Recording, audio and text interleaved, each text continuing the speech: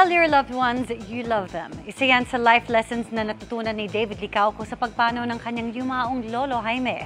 Puno raw ng pasasalamat at sa pagmamahal at aral si David na nag-share pa ng kanilang core memories. May report si Aubrey Carampel. Nagluluksa ang kapuso actor na si David Licauco sa pagpanaw ng kanyang lolo na si Jaime Licauco nitong May 15 sa edad na 84. Isang author, professor, columnist at kilalang parapsychologist ang lolo ni David. Puno nga raw ng pasasalamat si David sa tinawag niyang wisest man he knew dahil sa life talks and lessons na naibahagi nito sa kanya. Sa burol ng kanyang lolo sa Parañaque, nagpaunlak ng panayam si David at ikinuwentong madalas daw niyang bisitahin ang kanyang lolo. I would visit him dito sa Parañaque.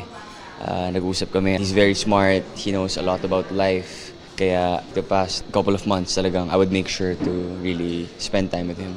Ibinahagi rin ni David ang isa sa mga hindi raw niya malilimutang moment with his lolo. Hawak niya yung fork. Tapos nakatingin lang siya doon and super nag-internalize siya. Basically, parang gusto niya sa akin ipakita yung power of the mind niya. And then, yun, nag-bend yung fork. Di ba? And as a kid, sobrang wow, amazing yun. Like, kahit until now, sabi ko sa kanya paminsan, Lolo, pakita mo naman sa akin. Nakapagsulat ng 17 libro ang kanyang lolo Jaime bago ito pumanaw. I just realized na if you really put your mind into something and kapag passionate ka dun sa ginagawa mo na yun, talagang ma-achieve mo yun, malayo yung mararating mo. So, yun, he's just an inspiration to me.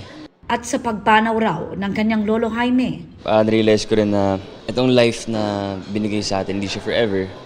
I mean, alam naman natin yun. So, actually, I think it's better to, like, be nice to everybody, stop the hate, and really just choose peace over like chasing validation and instant gratification, diba? So, like live happily and tell your loved ones you love them.